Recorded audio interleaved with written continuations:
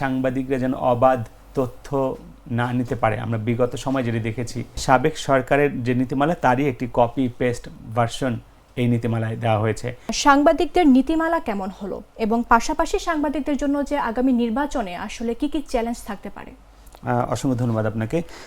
একটু জানিয়ে রাখি যে সাংবাদিকদের নীতিমালা কেমন হলো। আপনারা দেখেছেন যে বিগত 2014 নির্বাচন, তারপর 18 নির্বাচন, 2024 নির্বাচন, সব নির্বাচনকে আমরা দেখেছি যে বিতর্কিত নির্বাচন হিসেবে বলা হচ্ছে। এর পেছনে কারণটা কী ছিল? এর পেছনে কারণ ছিল হচ্ছে সংবাদ প্রকাশ হয়েছে এবং সেখানে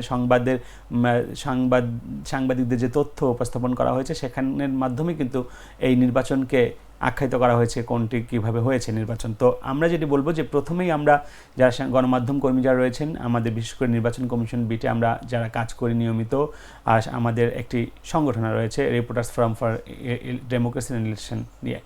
এই আমাদের যে reporters forum for election and democracy RFED, আমাদের সেখান থেকে আমাদের এই নীতিমালাকে প্রথমেই আমরা প্রত্যাখ্যান করেছি এবং আমরা যেটি বলেছি যে এই যে সাংবাদিকদের জন্য যে নীতিমালা, এই নীতিমালা অনেকটা সাংবাদিক ঠেকাও নীতিমালার মতো। বলা যায় যে সাংবাদিকরা যেন অবাধ তথ্য না নিতে পারে। আমরা বিগত সময় যেটি দেখেছি, যে ব্যবস্থা ছিল সেই একই ব্যবস্থার প্রবর্তন করা হয়েছে, অর্থাৎ সাবেক সরকারের যে নীতিমালা তারই একটি কপি পেস্ট ভার্সন এই নীতিমালায় দেওয়া হয়েছে। আমি একটু জানিয়ে দিই যে নীতিমালায় কী কী রয়েছে এবং আমাদের দ্বিমতটা আসলে কোথায়। আমাদের দ্বিমতটা হচ্ছে গিয়ে যে নীতিমালায় বলা হয়েছে যে একটি কেন্দ্রে একজন সাংবাদিক যাবেন, সেখানে প্রিজাইডিং অফিসারের অনুমতি নিয়ে তারপর হচ্ছে গিয়ে সংবাদ সংগ্রহ করবেন। অর্থাৎ প্রিজাইডিং অফিসার আমাকে অনুমতি দিলে আমি সংবাদ সংগ্রহ করতে পারবো, নইলে আমি করতে পারবো না। এটা তো আসলে হতে পারে না। যখন কিনা নির্বাচন কমিশন থেকে আমাকে একটা বৈধ একটি কার্ড দেওয়া হবে তথ্য সংগ্রহের জন্য, সেই কার্ডটাই তো আমার কাছে আমার আইডেন্টিটি, আমার সংবাদ সংগ্রহ আমি যেন করতে পারি। আর যদি আপনি বাধা দেন প্রথমেই, সেটি তো অবাধ নির্বাচন কোনোভাবেই হবে না। এবং পাশাপাশি আমরা যেটি দেখেছি যে 10 মিনিটের বেশি অবস্থান করা যাবে না, 2 জন গণমাধ্যম কর্মীর বেশি অবস্থান করা যাবে না। দেখেন, আমরা একটা কেন্দ্রে যখন প্রবেশ করি সেখানে 10 মিনিট থাকবো নাকি 2 মিনিট থাকবো নাকি 1 ঘন্টা থাকবো, সেটা নির্ভর করে ওই কেন্দ্রের ওপরে। যদি কোনো কেন্দ্রে আমরা মনে করি যে এই কেন্দ্রটি সেফ রয়েছে, এখানে সুন্দর নির্বাচন হচ্ছে, সেখানে কিন্তু আমরা অবস্থান করি না। কিন্তু যখন কোনো কেন্দ্রে আমরা দেখি যে এখানে কোনো গড়বড় আছে, কোনো কিছু হচ্ছে, তখন আমরা সেখানে সারাদিন থাকতে পারি। পাশাপাশি 2 জনের বেশি অবস্থান করা যাবে না, যাওয়া যাবে না। একজন প্রার্থী, ধরুন একজন প্রার্থী, হেভিওয়েট কোনো প্রার্থী ভোট দিতে যাচ্ছেন, তো তার তো ছবি আমাদের সবগুলো গণমাধ্যমেরই দরকার। তো ওই গণমাধ্যমগুলো যাবে, তার ভোট, তিনি কি বারবার ভোট দেবেন? আমি ওই ছবিটা পাবো কই? আমার তো ছবিটা গ্রহণ করার জন্য আমার যেতে হবে। তখন 2 জন না, তখন প্রয়োজনে 20 জন একসঙ্গে সাংবাদিক প্রবেশ করতে পারে। তবে হ্যাঁ, অবশ্যই দেখতে হবে যে যেহেতু একটা ভোট কেন্দ্র, সেখানে শৃঙ্খলার একটা ব্যাপার রয়েছে, শৃঙ্খলাবদ্ধভাবে হয়তো আমাদের কাজ করতে হতে পারে, এই বিষয় নিয়ে আমরা কথা বলতে পারি। এছাড়া নির্বাচন কমিশন থেকে আমরা যেটি দেখেছি যে সাংবাদিকদের সুরক্ষা নিয়ে কোনো কথা বলা হয় নাই। সাংবাদিক যদি সংবাদ সংগ্রহে যায়, তখন তাকে বাধা দেওয়ার জন্য সকল ধরনের প্রস্তুতি তারা সম্পন্ন করেছে। কিন্তু সংবাদ সংগ্রহ করতে গিয়ে যে আমরা একদম আনসার থেকে শুরু করে প্রিজাইডিং অফিসার, দায়িত্বরত আইনশৃঙ্খলা বাহিনী যারা রয়েছেন, কিংবা রাজনৈতিক দলের নেতাকর্মী যারা রয়েছেন, তাদের বাধার সম্মুখীন হই অনেক সময়। তখন আমাদের এই বাধা পেলে আমরা কি ব্যবস্থা নিব কিংবা এটার প্রতিকার কি, সেটি কিন্তু এই নীতিমালায় নাই। তো সব মিলিয়ে বলা যায় যে এই নীতিমালা, আমরা মনে করছি সাংবাদিকরা যে বিগত সরকারের যে কালো নীতিমালা ছিল তারই বহিঃপ্রকাশ। এবং যদিও আপনি জানেন যে গতকাল সাংবাদিকদের সঙ্গে আমাদের RFEDর যারা দায়িত্বশীল যারা রয়েছেন, তাদের সঙ্গে একটি মতবিনিময় সভা হয়েছে। সেখানে কমিশনের পক্ষ থেকে বলা হয়েছে যে তারা আশ্বস্ত করেছেন প্রাথমিকভাবে, এবং তারা বলছেন যে এটি তারা দেখবেন, শুনবেন। এবং আপনি আর একটু বলি যে এখন জানেন যে ডিজিটাল মিডিয়ার যুগ এবং টেলিভিশনগুলোতে লাইভ সম্প্রচার করা হয়। নীতিমালায় বলা হয়েছে যে লাইভ সম্প্রচার করা যাবে না কেন্দ্র থেকে। তো আমরা যদি লাইভ সম্প্রচার না করি, টেলিভিশন যদি লাইভ সম্প্রচার না করে, তাহলে তিনি দেখাবেনটা কি? একজন পোলিং অফিসারের সঙ্গে কথা বলতে পারবেন না, তাহলে তিনি তথ্যটা পাবেন কিভাবে? পোলিং অফিসার উনি কি ভীত কিনা, উনি ঠিকঠাক কাজ করতে পারছেন কিনা, ভোট গ্রহণ করতে পারছেন কিনা, কোনো হুমকি পাচ্ছেন কিনা, ওনার সঙ্গে যদি আমি কোনো কথাই বলতে না পারি, তাহলে সেই ক্ষেত্রে আমি আসলে কি তুলে ধরবো? আমি যদি লাইভ না করতে পারি, আমি জনগণ দেখবে কিভাবে? ইলেকশন কমিশন থেকে বলা হয়েছিল যে সিসিটিভি ক্যামেরার ব্যবস্থা করা, তো সংবাদকর্মীরাই তো আপনার সিসিটিভি ক্যামেরা। তো আপনি এই যদি অবাধভাবে সাংবাদিকদের যদি বিচরণ করতে দেন, আপনার তো আর নতুন করে সিসিটিভি লাগানোর দরকার নাই। সাংবাদিকরাই তো আপনার সিসিটিভি, এবং লাইভ সম্প্রচারের মাধ্যমে কোন কেন্দ্রে কি হচ্ছে আপনি কমিশনে বসে দেখতে পারবেন এবং সরাসরি তখনই তাৎক্ষণিক ব্যবস্থা নিতে পারবেন।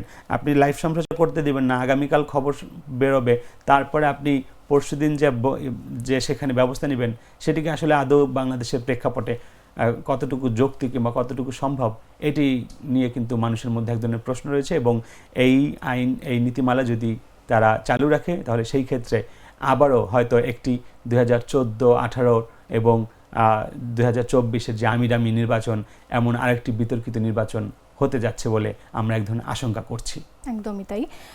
এরপর যদি জানতে চাই যে নির্বাচন নিয়ে আসলে সাধারণ মানুষের ভাবনা এবং রাজনৈতিক দলগুলোর আসলে ভাবনা কেমন, এবং দলগুলোর যে ভাবনা এবং সাধারণ মানুষের যে ভাবনা, এর মধ্যে কতটা মিল বা অমিল লক্ষ্য করা যাচ্ছে বলে আপনার মনে হয়? দেখবেন, ভালো প্রশ্ন করেছেন। সাধারণ মানুষ আসলে, আপনি জানেন যে নির্বাচন নিয়ে মানুষের মধ্যে প্রচুর আগ্রহ আমরা দেখছি। অনেকেই কিছুদিন আগেও যারা নির্বাচন চায়নি, কিছুদিন আগেও যারা বলেছেন যে এই সরকার আরও 5 বছর থাকুক, আমরা দেখছি যে সাধারণ মানুষের মধ্যে সেই প্রতিক্রিয়া কিন্তু এখন চেঞ্জ হয়ে গেছে। এর পেছনে বড় একটি কারণ হচ্ছে আইন শৃঙ্খলা পরিস্থিতির যে অবনতি, সেই অবনতি আমরা দেখছি যে প্রতিদিনই কোথাও না কোথাও চুরি, ছিনতাই, রাহাজানি, এমনকি প্রতিদিন নানা রকমের আন্দোলনে জনজীবনে যে ভোগান্তি তৈরি হয়েছে, সেখান থেকে উত্তরণের জন্য একটা নির্বাচিত সরকার আসলেই খুব দরকার বলে সাধারণ মানুষ এখন মনে করছেন এবং উপলব্ধি করছেন। যে কারণেই অনেকেই বলছেন যে দ্রুত যত নির্বাচনটা হবে, একটি গণতান্ত্রিক প্রক্রিয়া আবার যখন দেশ ফিরবে এবং একটি মানুষের ভোটে নির্বাচিত একটি সরকার যখন ক্ষমতা থাকবে, হয়তো দেশ আবারও স্থিতিশীল হতে পারে এবং মানুষের যে নিরাপত্তা, ব্যবসা বাণিজ্য সব কিছু মিলিয়ে মানুষের মধ্যে এক ধরনের যে আশঙ্কা তৈরি হয়েছে, নির্বাচন আরও যদি দেরি হয় সেই ক্ষেত্রে কি হতে পারে, এটি নিয়ে যে মানুষের মধ্যে যে শঙ্কা, এই শঙ্কা দূর করতে মানুষের মধ্যে এই নির্বাচনটি খুব এখন আমরা দেখছি যে তারা চাইছেন। আবার অন্যদিকে কিছু রাজনৈতিক দল রয়েছেন, তারা বলছেন যে বিচার সংস্কার পরবর্তীতে নির্বাচন। তো সেটিও আমরা দেখছি। সব মিলিয়ে আমরা যদি বলি যে সাধারণ মানুষের মধ্যে নির্বাচন নিয়ে এই মুহূর্তে অনেকটা উত্তেজনা তৈরি হয়েছে এবং তারা মুখিয়ে আছে যে সামনে নির্বাচন হবে এবং সেই নির্বাচনটি বিগত সময়ে যারা ভোট দিতে পারেননি তারা এবছর ভোট দেবেন, এমনটাই তারা প্রত্যাশা করছেন, তারা ভোট দিতে পারবেন। আচ্ছা, তাহলে পিআর পদ্ধতি নিয়ে যে এত বিতর্ক চলছে, এটার আসলে সমাধান কি, এবং এ নিয়ে আসলে কি ভাবছে নির্বাচন কমিশন? নির্বাচন কমিশন কি ভাবছে সেটি এখনও পরিষ্কার না। নির্বাচন কমিশনের সঙ্গে পিআর পদ্ধতি নিয়ে নির্বাচন কমিশনের সঙ্গে বাংলাদেশ জামায়াতে ইসলাম এবং জাতীয়তাবাদী দল বিএনপির প্রতিনিধি দল এবং আরও বেশ কিছু রাজনৈতিক দল তারা নির্বাচন কমিশনের প্রস্তুতি সম্পর্কে জানতে চেয়েছেন বিভিন্ন সময়, এবং আমরা দেখেছি যে তখন তারা বলেছেন যে তারা পিআর পদ্ধতি নিয়েও তারা কথা বলেছেন।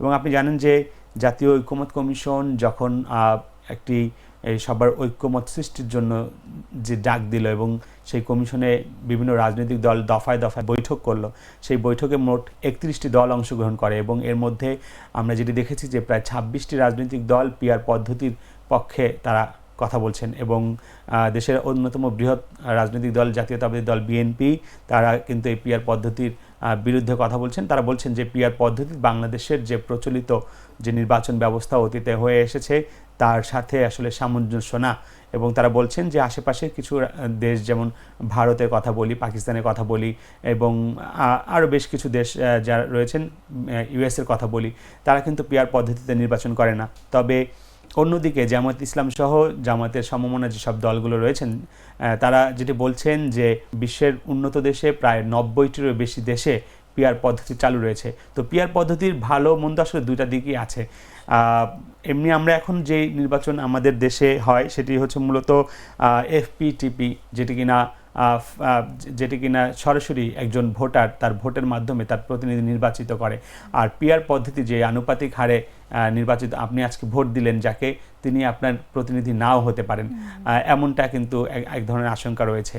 তবে একটি সুবিধাও রয়েছে, সেটি হচ্ছে যে আপনি যে প্রধান যে রাজনৈতিক দল, ক্ষমতাসীন রাজনৈতিক দলের যে ক্ষমতার যে ভারসাম্য, সেটি কিন্তু পিআরের মাধ্যমে আমরা দেখেছি যে অন্যান্য অনেক দেশেই হয়ে থাকে।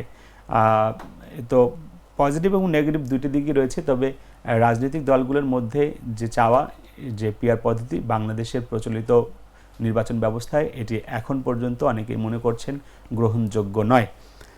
সুতরাং পিআর নিয়ে কথা হচ্ছে, এটি এখনও কোনো ঐক্যমতে আসা সম্ভব হয়নি রাজনৈতিক দলগুলোর মধ্যে। যদি এটি ঐক্যমতে আসা সম্ভব হয়, তারপরে আসলে জানা যাবে যে পিআর পদ্ধতি আদৌ কি নির্বাচন হবে নাকি আমাদের যে গতানুগতিক যে ধারা নির্বাচন হয়ে আসছিল সেটি হবে।